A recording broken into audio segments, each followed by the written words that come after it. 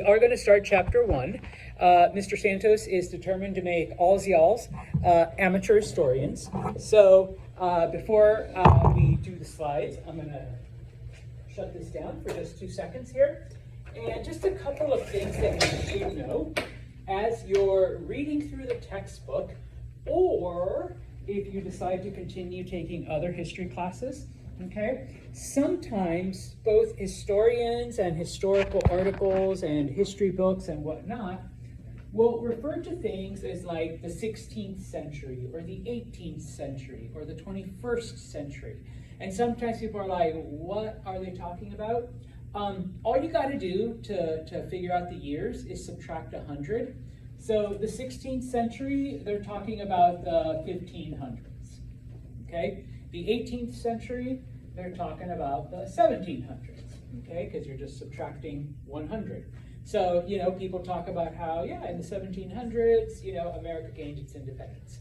But they would say it was in the 18th century, okay? And so, right now today, we are in the 21st century. What's the year? Yeah. We're in the 2000s, 2025 or 2025, however you want to say it, okay? So just subtract 100, okay? Now, sometimes you will see the term prehistoric, written in, once again, your book or whatever. But Mr. Santos, we're in History 101. What do you mean it's before prehistoric? All this means is that it happened before writing. Okay. Writing, humans have only developed writing within the last 8,000 years. Okay, there were people, societies, other things that happened for tens of thousands of years before. Okay, before that, people didn't write; they didn't have a writing system. All right, and so, well, Mr. Santos, we're taking our best guess from oral tradition, from oral stories that eventually somebody wrote them down after the invention of writing. And of course, archaeological evidence. So we're taking our best guess. And sometimes, heck, you'll see it today, where I'm like, this happened between, 100,000 and 50,000 years ago. And you're like, okay, that's kind of a wide range. Dude, narrow it down. We can't, all right? Because nobody could write it down. So we really can't peg it to a specific, time period. So we refer to that as something that's prehistoric, okay? And then finally, okay, certain dates are expressed in a certain way, and once upon a time, we used to express them as BC or AD, okay? Now, raise your hand if you know. I'll let you talk. What does BC stand for? Does anyone know? Yeah, go ahead. Never mind. Okay, so before Christ. Yes, before Christ. Okay? This is always the fun one. What does AD mean? Oh my gosh, you actually got it right. All right, in my other history classes, they're like, after death. I know, that makes sense, AD, after death, because we're talking about Christ. But no, it is actually Latin, and it's Anno Domini, AD, Anno Domini, which is Latin for the year of our Lord. Okay? Now, we really are trying to not use this anymore, and if you've been reading in your textbook,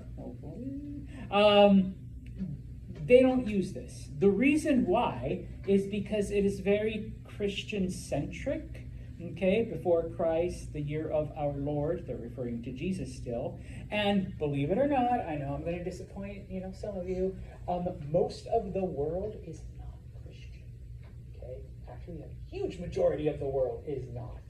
Okay, and so what people have done now is, and this is what you will see in your textbook, years that were BC are now BCE, and years that used to be referred to as AD are now CE. BCE stands for before the Common Era, and CE refers to the Common Era. Now, yes, we've changed it. Yes, this is what you will see in your textbook. The only issue, of course, is that it is still based on the life of a particular person. Who's that? Christ, Jesus. Okay? Because before the common era is before Jesus was born, and the common era is after him. All right? So we're still using that Christian figure, but we're like changing the words. All right? So we really haven't done a whole lot of changing. All right? But just be aware, because I've had students ask, what the, pardon my Spanish, what the fuck is this, Santos? It says CE. I'm like, oh, that just like pretend it says AD. All right? That's what it used to be. All right? It's not BCE. Why did they add it? Well, because, it's before common era. It's not BCE anymore. All right? So, all right? Now you are ready to study history. Okay? And so, with that, your textbook starts off, come on, it starts talking about creation narratives, creation stories, okay? And when it comes to creation stories, all right, because we're starting at the very beginning, okay, every culture that we are going to look at has some kind of different creation story, okay? Now, obviously, if you continue studying history, or if you get like a degree in history, there's a couple of stories that you're going to have to like read and examine and do the whole thing, in your careers and whatnot. And from the ones that I've looked at, and even the ones that your textbook like shares with you, because you're going to have your second assignment based on the creation stories, each of them give either a specific date or a length of time for the creation. Okay, day number 1, let there be light. Day number 2, water. Day number 3, animals. Day number 4, plants. Day number 5, a human, and then a rib woman. All right, and boom, and that's, or maybe that was the 6th day. I don't know, it's been a while. All right, and yes, I'm referring to the Judeo-Christian myth of creation. Okay, my expertise, Latin America, yes, the Mayans, the gods all got together and said, we need people, we're going to make them out of corn. So we got, white corn, blue corn, purple corn, green corn, yellow corn, all right? And that's why we have, different shades and colors and types and whatever, okay? It gives a specific time, number 1. Number 2, out of all of the creation narratives that I've studied, there is not one that places the age of the earth at more than 10,000 years. Okay, and in fact, and once again, because I was raised Christian, the Judeo-Christian narrative of whatever, the earth is only 7,000 years old. Okay, ask a priest, pastor, whatever. Okay, 7,000. That's it. It's not any older. I'm like, but bro, it's been at least 50 years since you told me. Shouldn't it be like 7,050? All right. Anyways, okay. So yeah. All right. Now, as opposed to science, all right, science tells us something different. Okay. Science tells us that the Earth is millions of years old, and the universe is in the billions of years. Okay. All of the creation narratives that we will look at, and if you, like I said, if you go on to study other creation stories, humans are formed like this, okay? Head, 2 arms, body, legs, perfect, no changes needed, okay? That's it. That's how we came to be, all right? And like I said, if you believe the Adam and Eve story, take out a rib, all right? And out comes a woman, all right? That's basically it, okay? Science tells us that, no, things changed over time. Things evolved, all right, from a certain life form into what we see today, and those changes took millions and hundreds of thousands of years. So, because when the Maya created their corn people, the corn people were corn people, okay? We're going to look at the story of Purusha, which is, the Indian narrative. Purusha was broken up into, thousands of pieces, and guess what? The people just appeared, all right? From, I think, like the toes and the feet and parts of other arms and stuff, all right? But we know from science that, everything changed over time, okay? Now, having said that, we're going to focus specifically on people, humanity, because this is a history class. Okay. Now, unfortunately, I can't get into like all kinds of things because this isn't like paleontology. So I'm skipping over like a couple billion years there. okay? But when it comes to human and human-like creatures, all right, you do need to know the H word, all right? Hominids, all right? We refer to them as hominids. And hominids are divided into 3 categories. Category number 1, gorillas. Okay, gorillas are hominids, all right? Category number 2, I can never spell chimpanzee correctly, so chimps. All right, you want to say chimps? Great. If you can spell chimpanzee, yay. All right, go ahead and use that. All right. And then finally, okay, we have humans. Now, we refer to them as hominins because there are different types of humans. And we will get into some of those in the next 5 or 6 minutes. Okay? These are the 3 main divisions of hominids. And just FYI, us humans share about like 95% of our DNA with chimpanzees. There's like only a 5% difference between us and what you see at the zoo type of thing. Okay? They're our closest living mammal relative. All right? But of course, there are differences. That's why we have classified things. Okay? Oh yeah, you should know what a hominin is too. Okay? Now, what is the difference between hominins, chimpanzees, and gorillas? Well, number 1, all right, hominins walk on 2 legs. All right, don't take me for an example right now because I need help from crutches. But you guys are walking on 2 legs, walking upright. Okay. Now, some of you may say, I've seen chimps and gorillas. Okay, chimps and gorillas can get upright, but they eventually go back to their knuckles and do that. Okay? So, hominins, humans, are the only one of the hominids that are completely, fully bipedal. All right? Hominins, at some point, discover fire. Okay? More than likely, because once again, this is a prehistoric event. All right, so we don't have Grog saying fire good. All right, but more than likely, lightning struck a tree or lightning struck a brush, and the hominins that were around realized that, ooh, closer, warm, comfortable, far away, cold, uncomfortable. If we take our food and like kind of pass it over it, it tastes a lot yummier. All right, than if we're just eating raw whatever. Okay, so hominins are able to harness fire. Okay, next up, tools. All right, now, you know, we're not talking Home Depot, new miter saw, or whatever, screwdrivers. But at some point, hominins realize that if I take this rock and hit this gazelle with it, I can kill it a lot easier than if I try to pound it with my fists. All right, and now I have dinner. Okay. Now, once again, people are like, yeah, but like gorillas and chimps can learn how. Yes, they can, but you know they can't manufacture them. They can't abstractly say, hey, if I pound this rock a little and sharpen the sides, now I can use it to slice things, not just like pound over the head type of thing. Okay. Here's where we see the real difference, though. Skills in language. Okay. In some way, shape, or form, humans at some point are able to take everything that happens up here and make it come out here. All right? And yeah, okay, maybe chimps can learn to communicate. You can teach gorillas sign language. All right? But it's not like this process coming out, all right, type of thing.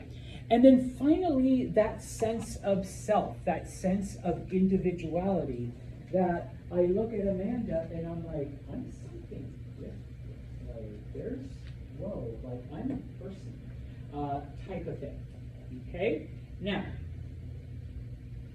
because we don't have records, because we are only using outside evidence, all of this took place between 23 million and 150,000 years ago.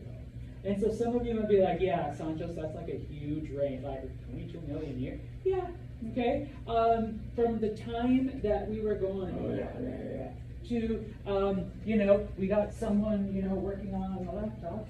All right, yes, that took about 22.5 million years, okay, of changes. And Oh, we're going to use the ugly E word, am I? I don't know.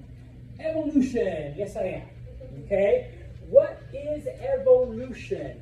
Now, it doesn't just apply to humans, just FYI. All right? It applies to all animals and to plants. It is the process by which they change over time. Okay? What brings about that change? Changes in the environment. All right? And so, either you adapt to those changes in the environment or you die. If you adapt, then your DNA that allows you to survive is passed on to the next generation. And that DNA is passed on to the next generation. And if your DNA doesn't get passed on, that's why things go extinct. That's why, certain things died out. All right? If you want to call it natural selection, yes, the people that are adequately prepared to survive this disaster live, and the ones that don't die. Okay? Sometimes we refer to it as survival of the fittest. Okay? You are able to withstand the virus, the person next to you isn't. Okay? And so your genes that survive that virus get passed on, and that allows your descendants to survive. Okay? What it is not, okay, is a lower life form automatically changing into something superior. Okay? Please tell me your name. Sai. Okay? He did not go to sleep last night a monkey, and the monkey side. And then this morning, human. All right? That did not happen, did it? No. Yeah, okay, you're like, maybe, I don't know, it's kind of crazy night. All right? No, that did not happen. And some people would try to define evolution as that. I've actually heard some politicians from a certain political party who are like, well, if evolution is true, why do we still have monkeys? All right? If we evolved from monkeys, then we're here. Why are they still here? No, because he didn't go to bed, a chimpanzee, and then wake up this. Okay? That's not evolution. All right? Evolution is those gradual changes over thousands and thousands and millions of years. Okay? That successful adaptation to the environment. All right? On Monday, I'll show you like a really quick video because this evolution could take place over thousands of years, over millions of years. Okay? In England, in the 1800s or the 19th century, there is an example of evolution that took place over a period of 80 years. Okay? People are able to see these dramatic changes in certain animals because of environmental changes. Okay? So, all right? So that's what science teaches us. That's what brings us to here. Okay? Now, I am not going to ask you to remember all of the hominins, okay? Because we aren't the only humans that have ever existed. There have been other forms of humans. Okay, there is Cro-Magnon man, there is Australopithecines, there is Java man, there's Neanderthal. Okay, this is not a paleontology class. We don't take a paleontology class. We don't offer it, but when you transfer somewhere, go ahead and you can learn all the names and all the things and whatever. For Mr. Santos and History 101, you got to know three. Okay, the first one is Homo habilis. Okay, why do you need to know Homo habilis? Because Homo habilis was the first hominin to use tools. Okay? They were the ones that took a rock and realized that if you pound the gazelle or you throw it at an animal, that is much more effective in killing it than using your fists. They realized that if they pound this rock on stuff, they can use that force to create different things. Now, this does not mean that, and this is what evolution is like, all right? As the needs of different hominins changed, then yeah, they adapted, okay? Hey, what if we make sharp, pointy edges on these rocks? We can use them to skin animals, we can use them to cut animals. So after I've pounded the gazelle with my rock, all right, I don't have to try to use my fingers or thumbs to rip everything. I can just like start cutting and do it that way. All right, and then later on, hey, what if we narrow it down, we make it even sharper and pointier, and oh, by the way, I found this stick. What if we put it at the end of the stick, and now I can jab at things from far away, and so that reduces the danger to me, okay? So we see that over time, over thousands of years, okay? But Homo habilis, first one to use tools, all right? Homo erectus, okay? That's the second hominin you need to remember. Why? Well, and this is where it gets the name Homo erectus. It is the first hominin to walk completely upright. Okay, well, Mr. Santos, you said that yes, Homo habilis, even though they weren't knuckle draggers, they still walked like this. Okay, yeah, they walked on 2 feet, but they did this thing. Okay, Homo erectus was, I know I had that posture, but was completely like this. Okay, number one. Number two, Homo erectus was one of the first to understand that there's some kind of connection here because we've been around these people like a long time, and so there's kind of like a sister, you know, or cousin, you know, and so some kind of family connection, all right, to understand that concept of family, all right? Be aware that not all animals and not all hominins have that, okay? Just a weird story. A friend of mine is a veterinarian, okay? And she said, you know, one of her patients, you know, brought in her cat because, you know, something was wrong with it, whatever. It turns out the cat is pregnant, okay? And so the lady is like, that's impossible. My cat's an indoor cat. She never goes outside. I've never let her out. She, you know, what the hell? Like, what is this, like, you know, Virgin Mary cat? Like, I don't know. And so, you know, the vet asked, well, is there any, like, male cats around? And she's like, well, yeah, her litter mates, her 2 brothers, are in the house. And the vet's like, that's how she got pregnant. And the lady was like, that's disgusting. What are you talking about? They're her brothers. Are you saying that her brothers had sex with her? And my friend was like, I had to explain to this lady that cats don't have that up here to say, like, this is my sister. Like, she can't be hot. All right? You know, it's like, no. All right? That's a big taboo. And so Homo erectus was the first to have that understanding. Okay, I know you guys are like, wait, so before that? Yeah. Okay? You know, and just FYI, okay, I'm not trying to make fun of you Christians, but if you really believe in Adam and Eve, like, yeah, who are the dudes hooking up with? All right? Type of thing. So it's kind of like, okay, yeah, Homo erectus is the first to, yeah, no, there's like, yeah, no, we got to go to the other village, all right, where we don't know those people. Okay, it's Homo erectus that first discovers fire. Okay, they realize, you know, it's like, hey, that thing's burning and it's keeping us warm and it's making our food taste better. Okay, they eventually also discover how to preserve it. It isn't until the next week that we get the whole, like, how do we do that? Okay, and I don't mean they went to Disney World, like traveling, all right, type of thing. But Homo erectus is the first because for the longest time, humans just followed animals and hunted them and ate them. And then if they ate all the apples off that apple tree, they would just try to find another tree with food on it, and they would go like that. And for the longest time, you know, Homo habilis and others, they would just stay wherever, and if there was no more food, they would die or whatever. Eventually, Homo erectus is like, why don't we just keep going? We'll probably find something, all right? And so they are the first to become migratory, all right? Now, the third hominin you need to know is Homo sapien, all right?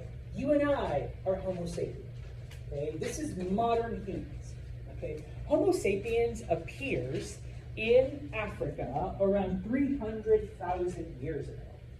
Okay? Once again, no record, but, you know, we have the evidence. All right? Now, like Homo erectus, they continue the habit of following food, following the plants, following the herds. So by about 100,000 years ago, they start to migrate out of Africa, following food, following, the herds of whatever animals they hunt, all right? Most Homo sapiens were what we call hunter-gatherers. They hunted animals and they ate whatever food was around. Agriculture does not exist yet, all right? Humans are not growing plants on purpose to eat them, okay? They eat all of the apples off of that tree, they go find another tree. They find a field of carrots, they eat everything, and once it's gone, they just go find somewhere else and they eat something else, okay? There's a bunch of animals, they will follow them, okay? All of this leads to the dispersion of Homo sapiens, okay?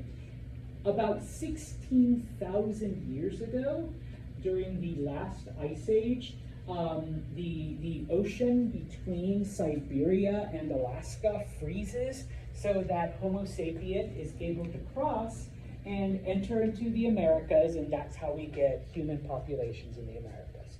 Okay? Once again, gee, Santos, you just skipped over 285,000 years. Yeah, I know. Nobody left Grog was here, 23333 BCE.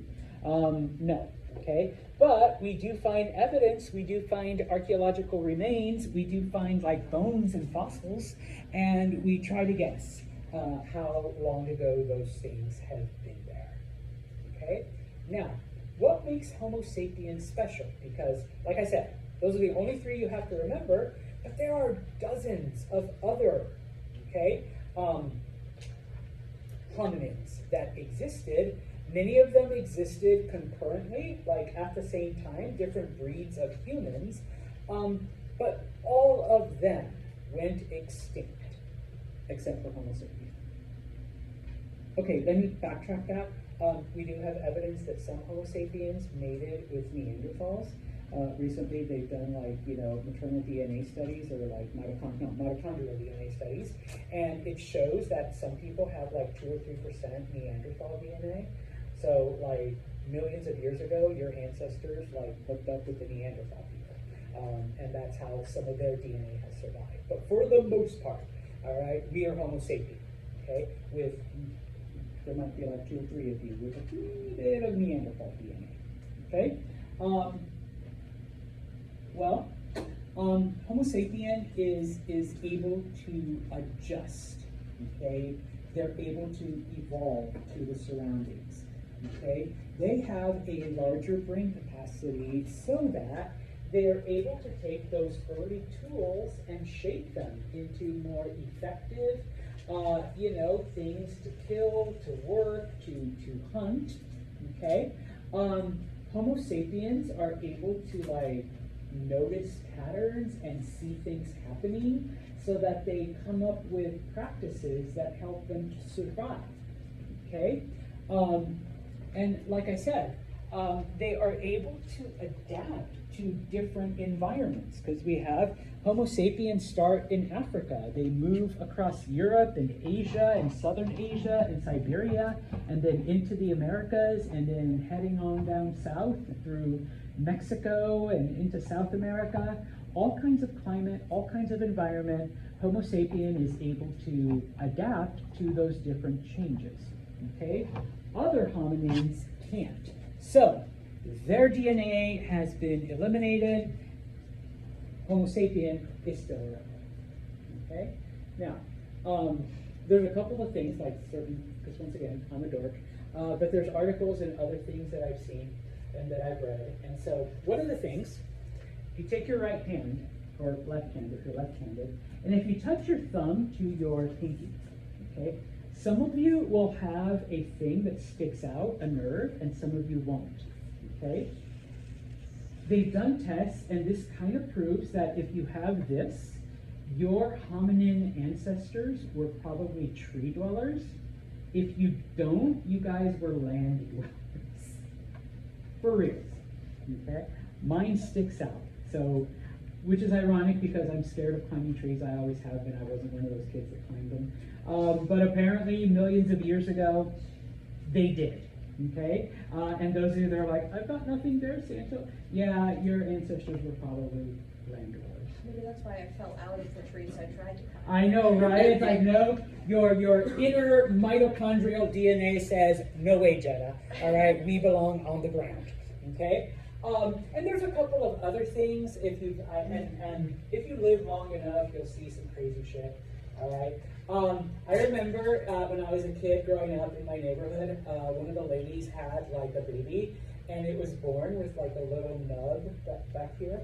Every now and then you get people that are born with vestigial tails, because once upon a time, yeah, we did have them. I thought it was cool. I'm like, oh, he's going to grow up, going to be like a pup. No, they cut those things off. All right, I think it's kind of a shame, but damn. All right. I had all 4 wisdom teeth once upon a time. That is another vestigial thing from a long, long time ago, back when our jaws were a lot bigger because we ate like more meat and more like, we chewed things without cooking. All right. When I was about 19, 20 years old, my dentist was like, they need to come out because they're going to cause you problems. Your mouth isn't big enough anymore. All right. How many of y'all have had wisdom teeth pulled? Okay. Are there any people here that like don't have wisdom teeth? Because I have met people. You guys are nature's freaks. All right, that you have evolved. All right, without them, because we don't need them anymore. As human, as Homo sapien, we don't need those anymore. Okay, because we don't eat that same diet. All right, so congrats for evolving. All right, the rest of us don't need dental work to pull them out. All right, type of thing. Did you have all 4 pulled? Yeah, it's no fun. No fun at all. Right around here, there's a thing called the appendix. Okay, it's a useless organ. It does nothing. But back when you used to eat trees and bark, and like before we learned about cooking and shit, the appendix helped with the digestion of those rough fibers. All right. Now we eat kale and soup and I don't know, Taco Bell. All right. We don't need that appendix. All right. So what's it doing there? Just waiting to explode. All right. And if it does explode, then you need emergency surgery or you could die. Okay. But like all of these things are leftovers, and I have never met anyone, but I have someone who said they met someone that like was born without an appendix. So maybe we're losing those useless things now. Okay, type of thing. All right, that's evolution. Okay, we are evolving. All right. Now, one of the things you're going to discover, and you will either love me or hate me, I am obsessed with maps. Okay, I love maps. It's one of my weird things. Okay, well, I have a lot of them, but this is one of them. Okay, so I will always post maps. All right, this map shows you then just roughly the dispersion of Homo sapien across the planet. Okay, and I know in the notes I told you 16,000 years. Here it says 15,000 years. Once again, do we have like an accurate like signpost that says? No, we don't. All right, but we're taking our best guess, and within 1,000 years, that's like pretty good considering nobody left a written record. Okay, you will also notice that your homework assignments, with the exception of like 1 or 2, you're looking at maps and answering questions about the map. So yeah, I'm going to make you map freaks like me. Okay, now we'll finish off. Yes, we will finish off Homo sapiens. Okay. The main things that help Homo sapiens survive and the changes then that become, once Homo sapiens becomes like the only hominin left, okay, because we are, there's no other weird species of humans out there, okay, number 1, all right, language, okay, this is one of the reasons why Homo sapiens survives. The other hominins didn't really have any type of, not just written language, but spoken language. Okay, yes, Homo erectus discovered fire, and they were the first ones to use it. All right, Homo sapien, on the other hand, figured out how to recreate it. Okay, and so, okay, this big fire thing from the sky hit like pieces of wood or dry area. Okay, one thing I noticed is that if I take these 2 rocks and hit them together, it's like you get little mini, you get little mini lightnings. And okay, so maybe I can't get it to go to the tree, but maybe other dry stuff. All right, and suddenly Homo sapien has figured out you don't need to wait around for a thunderstorm. You can make your own fire. And so we have our fire maker, what's your name? Austin. Okay, so Austin is the fire maker of our tribe. Eventually, Austin is going to die. All right, now because Homo sapien has developed language, Austin is able to go to his son, Isaiah, and say, Isaiah, rock, hit, lots little lightnings, dry, fire. All right? And so now he becomes the fire maker once dad is dead. Okay? And then future generation, all right, oh, this time he has a daughter, okay? Leah, all right? And Isaiah teaches his daughter how to do the fire, all because of language. All right? We are able to transmit those ideas. And so Homo sapiens is surviving and thriving. Okay? Now, most early human groups before agriculture were hunter-gatherers, meaning they hunted animals, they gathered whatever plants or shrubs or vegetables or fruits they could find. Now, let me back up. While humans lived this way, it was important to keep your groups small. Now, in my last history class, I actually had an apple, and that was my snack. I hate it. But if I only have a limited number of apples, okay, I am not going to be able to feed all y'all. Okay? I gotta keep my tribe small. All right? We can survive on these 3 apples. The rest of y'all have your shit out of luck. Go find your own. Okay? Go form your own tribe. Okay? So, it was very small. Now, for the longest time, we thought that Homo sapiens, that the men went out and hunted and the women stayed behind and gathered fruits and vegetables and nuts and all of that. And this is one of the mistakes that we can make as history people, is taking our current values and trying to apply it to a previous time. Because it doesn't always work. And the more and more archaeological evidence we found, we realized, and this was like in an article 18 months ago, early Homo sapiens, both men and women hunted. Both men and women gathered. Okay? We were taking our thought, yeah, the men hunt and the women stay home and they do their... No, okay? They shared those responsibilities. So maybe Amanda was a superb hunter, okay? So she would be out there, like, throwing spears at gazelles and bringing back all kinds of meat. But Connor, you know, no offense, he sucked at hunting, all right? He couldn't hit, like, you know, a dead cow. You know, he'd still miss. All right, so, hey, but he's kind of tall, so we're going to send him up into the tree to get all the stuff out for the food.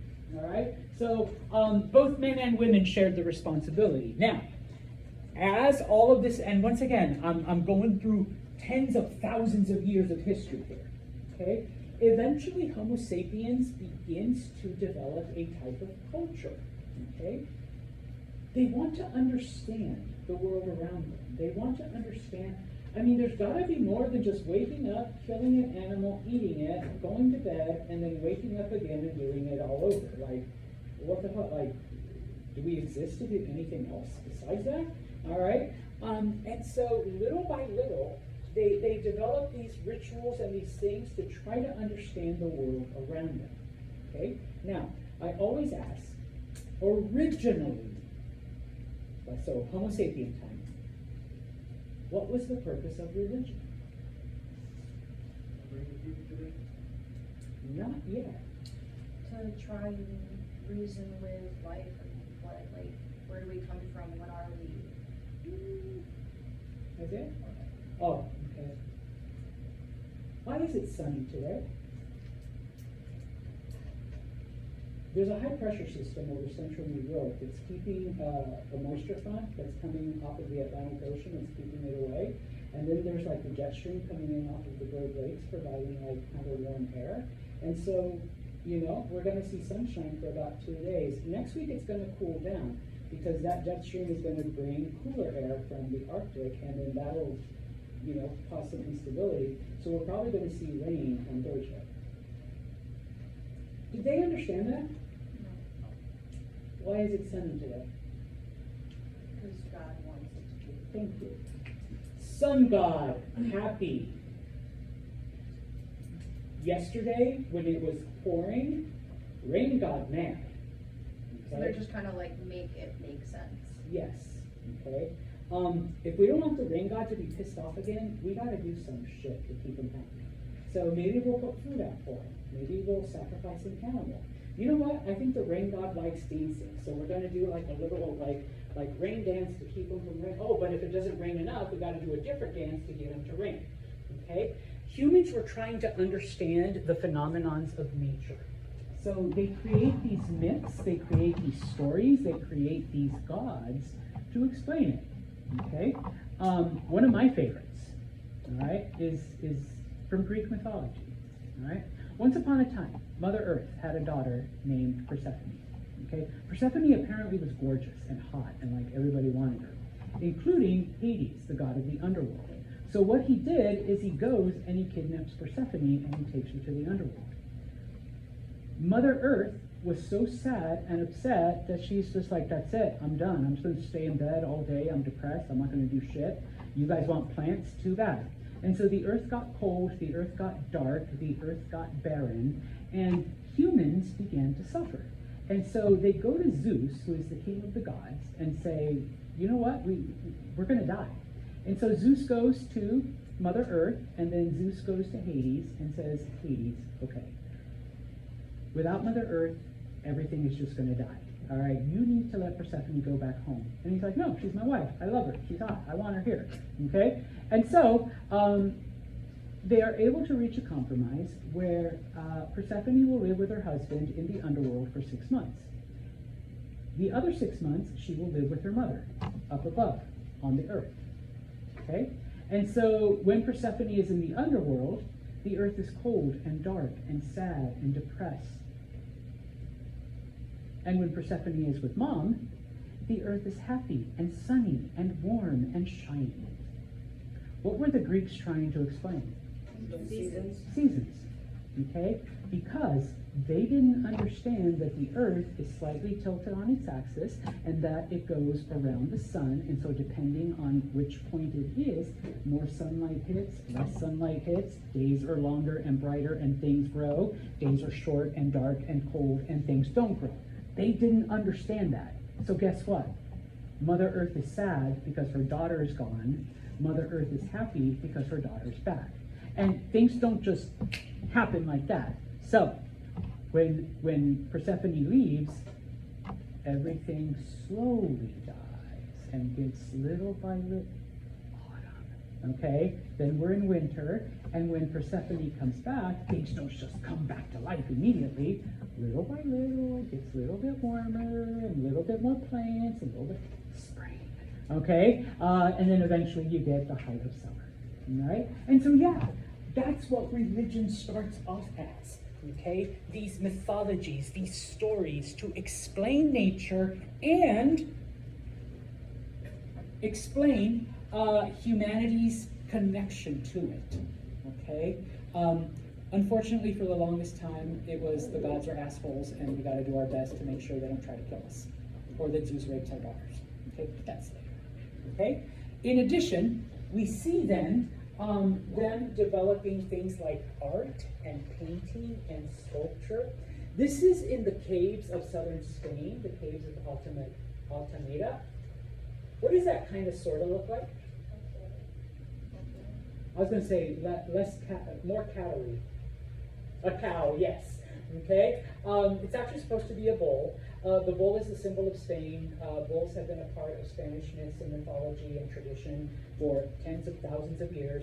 That's why you have bullfights in Spain and the running of the bulls and like all of that. It all goes back to prehistoric times. You know, that connection with nature and the art that early Homo sapiens left behind. All right? I am going to shut up. All right? We will continue